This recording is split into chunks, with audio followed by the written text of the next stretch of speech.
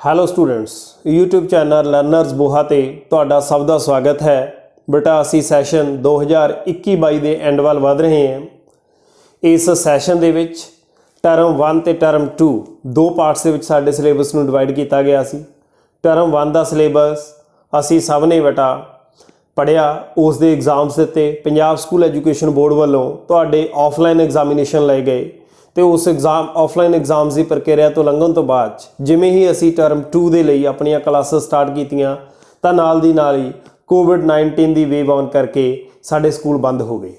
ਸੋ ਅਸੀਂ ਪਿਛਲੇ ਲਗਭਗ 1.5 ਮਹੀਨੇ ਤੋਂ ਸਕੂਲ ਬੰਦ ਹੋਣ ਤੋਂ ਬਾਅਦ ਦੇ ਵਿੱਚ ਆਨਲਾਈਨ ਕਲਾਸਾਂ ਦੇ ਰਾਹੀਂ ਪੜ੍ਹ ਰਹੇ ਹਾਂ।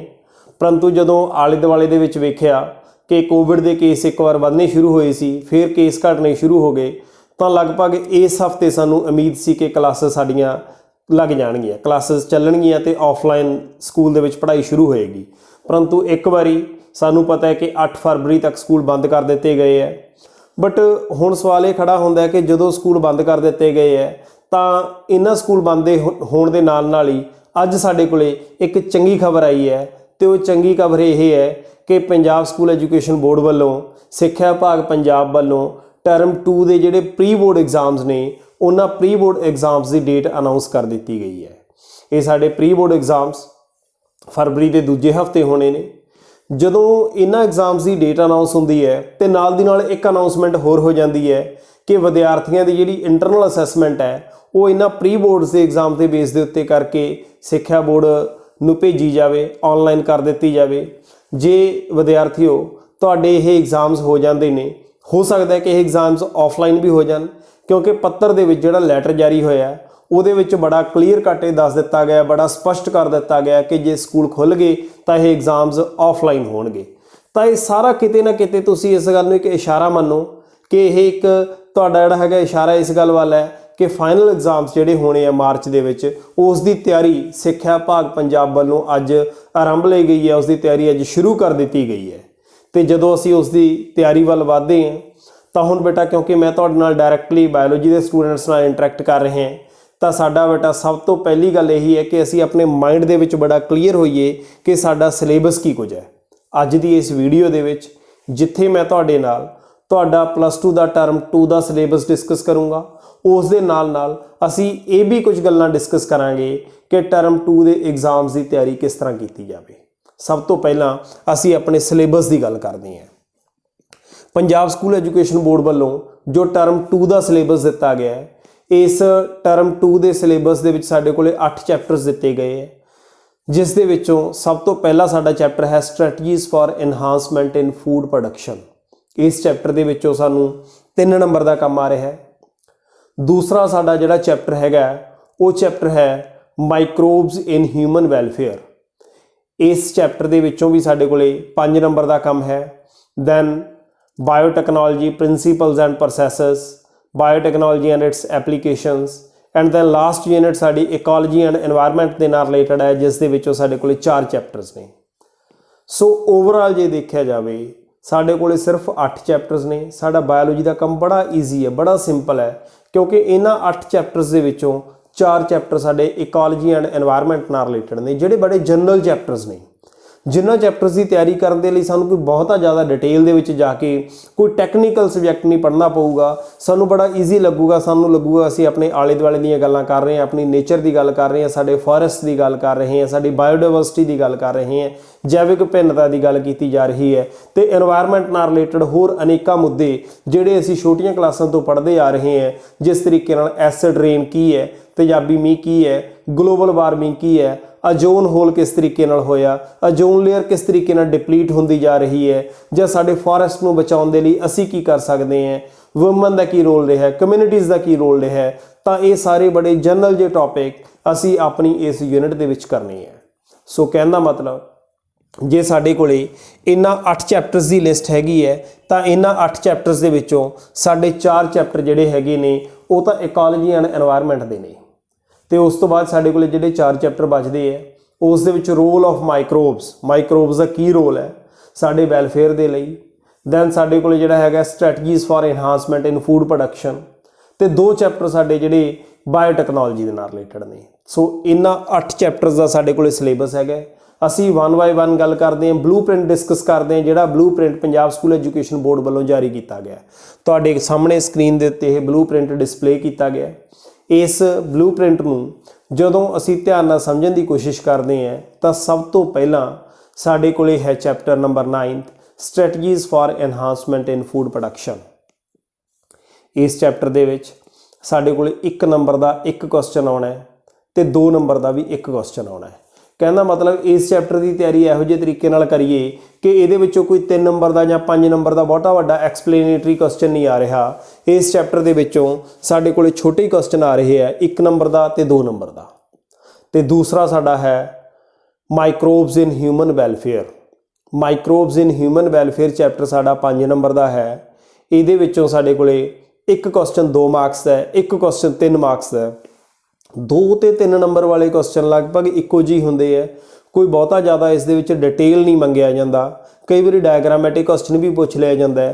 तो जे इस चैप्टर में ध्यान नाल देखिए तो साडे कोल माइक्रोब्स का रोल फूड प्रोडक्शन दे विच, एनर्जी प्रोडक्शन दे विच, सीवेज ट्रीटमेंट दे विच ये रोल डिस्कस किए गए हैं। सो बड़ा ही सिंपल चैप्टर है, बड़े ईजीली तुसी इस चैप्टर को समझ सकते हो। तो ये भी कोई बड़ा एक्सप्लेनेटरी क्वेश्चन नहीं आना। सो ये 5 नंबर का साडे कोले चैप्टर है। दैन नैक्सट चैप्टर साडे कोले है बायोटैक्नोलॉजी प्रिंसीपल्स एंड प्रोसैसेस। बेटा बायोटैक्नोलॉजी के जोड़े चैप्टर्स है ने दोनों चैप्टर्स, इस दे विच पहले चैप्टर के विच बायोटैक्नोलॉजी की टैक्नीक डिस्कस की गई है। दूसरे चैप्टर के विच बायोटैक्नोलॉजी की टैक्नीक के नाल रिलेटेड इसदी की एप्लीकेशनस ने उन्होंने एप्लीकेशनस को डिस्कस किया गया। तो जोड़ा चैप्टर नंबर 12 है जिहदे विच साडे कोले एप्लीकेशनस ने ते 11th दे विच प्रिंसीपल्स एंड प्रोसैसेस। सब तो पहला चैप्टर नंबर 11 बायोटैक्नोलॉजी प्रिंसीपल्स एंड प्रोसैसेस।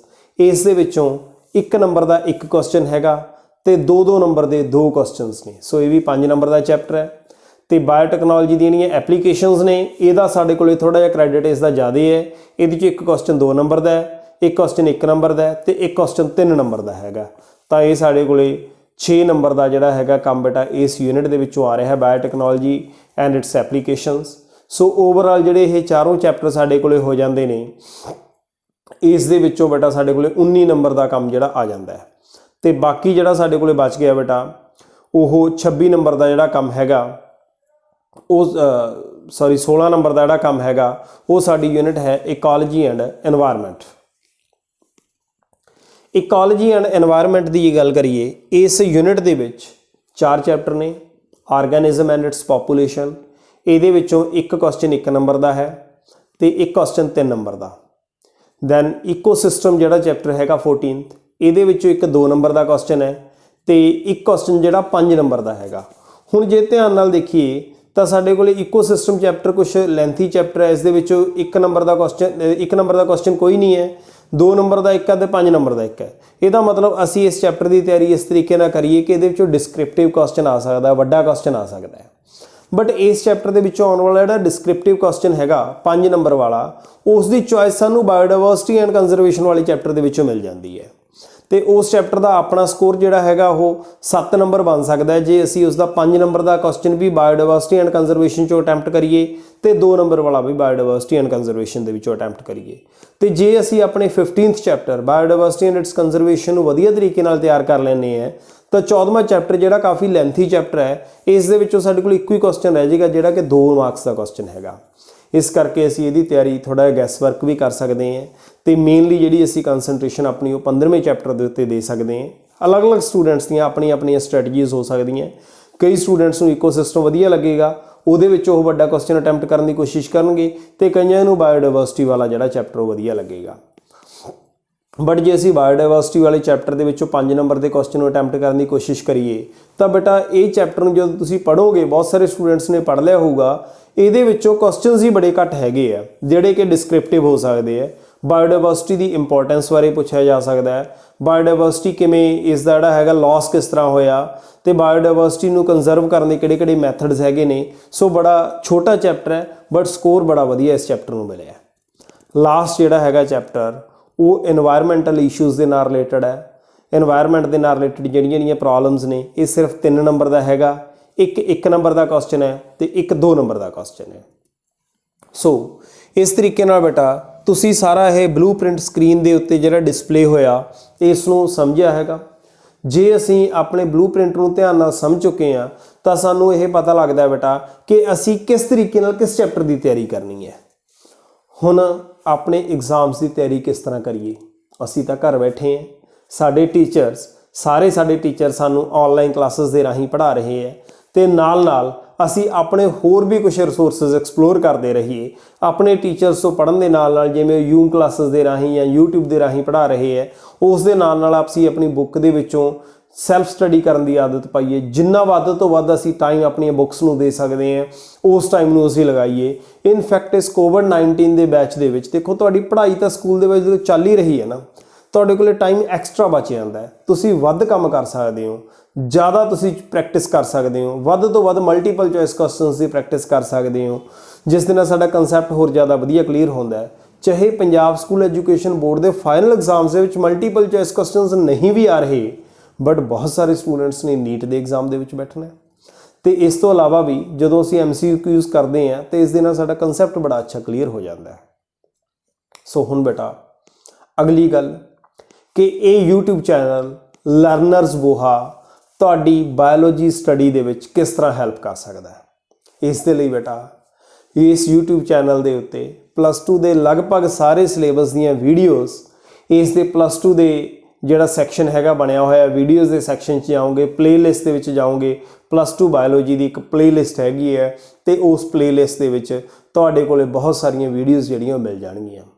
ਉਸ ਤੋਂ ਇਲਾਵਾ ਮੇਰੇ ਜਿਹੜੇ ਆਪਣੇ ਸਕੂਲ ਦੇ ਸਟੂਡੈਂਟਸ ਨੇ ਉਹ ਲਗਾਤਾਰ ਜ਼ੂਮ ਕਲਾਸਿਸ ਦੇ ਰਾਹੀਂ ਮੇਰੇ ਨਾਲ ਅਟੈਚਡ ਹੈਗੇ ਆ ਤੇ ਕੋਸ਼ਿਸ਼ ਇਹ ਕੀਤੀ ਸੀ ਕਿ ਜ਼ੂਮ ਦੇ ਥਰੂ ਆਪਾਂ YouTube ਦੇ ਉੱਤੇ ਲਾਈਵ ਜਾਈਏ। ਤੇ ਇਸ ਦੇ ਲਈ ਬੇਟਾ ਇਹ ਚੈਨਲ ਤੁਹਾਡੀ ਇਸ ਤਰੀਕੇ ਨਾਲ ਹੈਲਪ ਕਰ ਸਕਦਾ ਹੈ ਕਿ ਅਸੀਂ ਕੱਲ ਤੋਂ ਜਿਹੜਾ ਹੈਗਾ ਕੁਛ ਕੁ ਲੈਕਚਰਸ ਡੇਲੀ ਨਹੀਂ, ਵੀਕ ਦੇ ਵਿੱਚ 2 ਜਾਂ 3 ਲੈਕਚਰ ਜਿਹੜੇ ਹੈਗੇ ਨੇ ਉਹ ਲਾਈਵਲੀ ਲਿਆ ਕਰਾਂਗੇ, ਜਿਸ ਦੇ ਵਿੱਚ ਬੇਟਾ ਇਸ ਸਕੂਲ ਦੇ ਸਟੂਡੈਂਟਸ ਦੇ ਨਾਲ ਹੋਰ ਬਹੁਤ ਸਾਰੇ ਸਕੂਲਾਂ ਦੇ ਸਟੂਡੈਂਟਸ ਤੁਸੀਂ ਜਿਹੜੇ ਇਸ ਵੀਡੀਓ ਨੂੰ ਸੁਣ ਰਹੇ ਹੋ, ਤੁਸੀਂ ਇਸ YouTube ਚੈਨਲ ਦੇ ਉੱਤੇ ਲਾਈਵ ਸੁਣ ਸਕਦੇ ਹੋ ਤੇ ਆਪਣੇ ਕੁਐਸਚਨਸ ਪੁੱਛ ਸਕਦੇ ਹੋ। ਲਾਈਵ ਕਲਾਸ ਦੇ ਵਿੱਚ ਬੜਾ ਅੱਛਾ ਲੱਗਦਾ ਹੈ, ਸਟੂਡੈਂਟਸ ਵੀ ਆਪਣੇ ਡਾਊਟਸ ਦਿੰਦੇ ਆ ਤੇ ਨਾਲ ਦੀ ਨਾਲ ਮੇਰੇ ਵੱਲੋਂ ਵੀ ਤੁਹਾਡੇ ਡਾਊਟਸ ਜਿਹੜੇ ਕਲੀਅਰ ਕਰਨ ਦੀ ਕੋਸ਼ਿਸ਼ ਕੀਤੀ ਜਾਊਗੀ। ਸੋ ਜ਼ਿਆਦਾ ਤੋਂ ਜ਼ਿਆਦਾ ਸਟੂਡੈਂਟਸ ਜਿਹੜੇ ਹੈਗੇ ਨੇ ਉਹ ਪਹਿਲਾਂ ਤਾਂ ਆਪਣੀਆਂ ਵੀਡੀਓਜ਼ ਦੇਖੋ, ਚੈਨਲ ਨੂੰ ਸਬਸਕ੍ਰਾਈਬ ਕਰੋ, ਪਲੇਲਿਸਟ ਦੇ ਵਿੱਚ ਜਾਓ, ਪੁਰਾਣੀਆਂ ਵੀਡੀਓਜ਼ ਦੇਖੋ ਤੇ ਲਗਾਤਾਰ ਇਸ ਦੇ ਜਿਹੜੇ ਤੁਹਾਡੇ ਕੋਲੇ ਕੋਈ ਨੋਟੀਫਿਕੇਸ਼ਨ ਆਉਣਗੇ ਜਿਸ ਦੇ ਵਿੱਚ ਤੁਹਾਡੇ ਕੋਲੇ ਪਹਿਲਾਂ ਹੀ ਜਿਹੜੀ YouTube ਦੇ ਉੱਤੇ ਲਾਈਵ ਕਲਾਸ ਹੋਊਗੀ ਉਸ ਦਾ ਨੋਟੀਫਿਕੇਸ਼ਨ ਤੁਹਾਨੂੰ ਦੇ ਦਿੱਤਾ ਜਾਊਗਾ। ਸੋ ਉਹਨਾਂ ਲਾਈਵ ਕਲਾਸਿਸ ਦੇ ਨਾਲ ਜੁੜਨ ਦੀ ਕੋਸ਼ਿਸ਼ ਕਰੋ, ਵੱਧ ਤੋਂ ਵੱਧ ਆਪਣੇ ਟੀਚਰਸ ਨਾਲ ਜੁੜੋ ਤੇ ਹੋਰ ਜਿੰਨੇ ਵੀ ਰਿਸੋਰਸਸ ਤੁਹਾਨੂੰ ਮਿਲ ਰਹੇ ਆ ਉਹਨਾਂ ਰਿਸੋਰਸਸ ਨੂੰ ਐਕਸਪਲੋਰ ਕਰੋ ਤੇ ਹਮੇਸ਼ਾ ਆਪਣੇ ਮਾਈਂਡ ਦੇ ਵਿੱਚ ਇਹ ਗੱਲ ਜਚਾ ਕੇ ਰੱਖੋ, ਬਣਾ ਕੇ ਰੱਖੋ ਕਿ ਫਾਈਨਲ ਐਗਜ਼ਾਮਸ ਹੋਣਗੇ ਪਿਛਲੀ ਸਾਲ ਦੀ ਤਰ੍ਹਾਂ ਨਹੀਂ ਹੋਏਗਾ ਕਿ ਬਿਨਾਂ ਪੇਪਰ ਲਈ ਰਿਜ਼ਲਟ ਡਿਕਲੇਅਰ ਕਰ ਦਿੱਤਾ ਜਾਏਗਾ। ਉਸ ਦੇ ਨਾਲ ਬੜੀਆਂ ਵੱਡੀਆਂ ਪ੍ਰੋਬਲਮਸ ਆਉਂਦੀਆਂ ਨੇ, ਸਟੂਡੈਂਟਸ ਨੇ ਅੱਗੇ ਐਡਮਿਸ਼ਨਸ ਲੈਣੀਆਂ ਹੁੰਦੀਆਂ ਨੇ ਤੇ ਜਦੋਂ ਪੰਜਾਬ ਦੇ ਦੂਜੀਆਂ ਸਟੇਟਸ ਨਾਲ ਕੰਪੇਅਰ ਕੀਤਾ ਜਾਂਦਾ ਹੈ, ਬਿਨਾਂ ਪੇਪਰਾਂ ਤੋਂ ਜਿਹੜੇ ਬੱਚੇ ਜਾਂਦੇ ਹੈਗੇ, ਬਿਨਾਂ ਐਗਜ਼ਾਮਸ ਦਿੱਤੇ ਤੋਂ ਸਕੋਰ ਲੈ ਕੇ ਜਾਂਦੇ ਆ, ਉਹਨਾਂ ਨੂੰ ਕਿਤੇ ਨਾ ਕਿਤੇ ਅੱਛੇ ਕਾਲਜਸ ਦੇ ਵਿੱਚ ਐਡਮਿਸ਼ਨ ਲੈਣ ਦੇ ਵਿੱਚ ਪ੍ਰੋਬਲਮ ਆਉਂਦੀ ਹੈ। ਇਸ ਕਰਕੇ ਅੱਜ ਦੇ ਲੈਟਰ ਤੋਂ ਇਹ ਇੱਕ ਇਸ਼ਾਰਾ ਲੱਗ ਰਿਹਾ ਹੈ ਕਿ ਪੰਜਾਬ ਸਕੂਲ ਸਿੱਖਿਆ ਬੋਰਡ ਤੇ ਜਿਹੜਾ ਸਿੱਖਿਆ ਵਿਭਾਗ ਪੰਜਾਬ ਬੜਾ ਗੰਭੀਰ ਹੈਗਾ ਇਸ ਗੱਲ ਨੂੰ ਲੈ ਕੇ ਕਿ ਤੁਹਾਡੇ ਐਗਜ਼ਾਮਸ ਹੋਣਗੇ। ਪਿਛਲੇ ਦਿਨਾਂ ਦੇ ਵਿੱਚ ਵੀ ਇੱਕ ਖਬਰ ਆਈ ਸੀ ਕਿ ਮਾਰਚ ਦੇ ਸੈਕੰਡ ਵੀਕ ਦੇ ਵਿੱਚ ਐਗਜ਼ਾਮਸ ਹੋਣਗੇ। ਸੋ ਉਸੇ ਦੀ ਕੰਟੀਨਿਊਸ਼ਨ ਦੇ ਵਿੱਚ ਅਸੀਂ ਅੱਜ ਦੀ ਇਸ ਖਬਰ ਨੂੰ ਮੰਨ ਸਕਦੇ ਹਾਂ ਕਿ ਪ੍ਰੀ ਬੋਰਡ ਐਗਜ਼ਾਮਸ ਹੋਣ ਜਾ ਰਹੇ ਹੈ। ਸੋ ਸਭ ਤੋਂ ਪਹਿਲਾਂ ਸਟੂਡੈਂਟਸ ਆਪਣੇ ਪ੍ਰੀ ਬੋਰਡ ਐਗਜ਼ਾਮਸ ਦੀ ਤਿਆਰੀ ਕਰੋ। ਇਸ ਦੇ ਲਈ ਜਿਹੜੇ ਪਹਿਲੇ 4 ਚੈਪਟਰਸ ਹੈਗੇ ਨੇ, strategies for enhancement in food production, then ਆਪਣੇ ਕੋਲ ਜਿਹੜਾ ਮਾਈਕਰੋਬਸ ਇਨ ਹਿਊਮਨ ਵੈਲਫੇਅਰ ਤੇ ਉਸ ਤੋਂ ਬਾਅਦ ਦੇ ਵਿੱਚ ਬਾਇਓਟੈਕਨੋਲੋਜੀ ਦੇ 2 ਚੈਪਟਰ, ਘੱਟੋ ਘੱਟ ਇਹਨਾਂ 4 ਚੈਪਟਰਸ ਨੂੰ ਵਧੀਆ ਤਰੀਕੇ ਨਾਲ ਕਰੋ ਕਿਉਂਕਿ ਪ੍ਰੀ ਬੋਰਡ ਐਗਜ਼ਾਮਸ ਦੇ ਵਿੱਚੋਂ ਇਹਨਾਂ ਦੇ ਵਿੱਚੋਂ ਤੁਹਾਡਾ ਪੇਪਰ ਆਏਗਾ। ਸੋ ਸਾਰੇ ਸਟੂਡੈਂਟਸ ਬੇਟਾ ਕੱਲ ਤੋਂ, ਅੱਜ ਤੋਂ ਹੀ, ਇਨਫੈਕਟ ਹੁਣੇ ਤੋਂ ਹੀ ਜਦੋਂ ਤੁਸੀਂ ਵੀਡੀਓ ਸੁਣ ਰਹੇ ਹੋ, ਆਪਣੀਆਂ ਕਿਤਾਬਾਂ ਦੇ ਨਾਲ ਜੁੜ ਜਾਓ ਤੇ ਆਪਣੇ ਐਗਜ਼ਾਮਸ ਦੀ ਤਿਆਰੀ ਕਰੋ। ਸੀਰੀਅਸਲੀ ਇਸ ਗੱਲ ਨੂੰ ਲਓ, ਇਹ ਆਪਣੇ ਮਨ 'ਚੋਂ ਬਿਲਕੁਲ ਕੱਢ ਦਿਓ ਕਿ ਬਿਨਾਂ ਪੇਪਰ ਲਏ ਤੋਂ ਤੁਹਾਨੂੰ ਕੋਈ ਸਰਟੀਫਿਕੇਟ ਅਵਾਰਡ ਹੋ ਜਾਏਗਾ। ਇਸ ਤਰ੍ਹਾਂ ਬਿਲਕੁਲ ਨਹੀਂ ਹੋਣਾ। ਜਿੰਨੀ ਤੁਸੀਂ ਮਿਹਨਤ ਕਰੋਗੇ ਉਹੇ ਜਿਹੇ ਹੀ ਤੁਹਾਨੂੰ ਸਕੋਰ ਮਿਲਣਗੇ। ਥੈਂਕ ਯੂ ਬੇਟਾ, ਥੈਂਕ ਯੂ ਵੈਰੀ ਮਚ।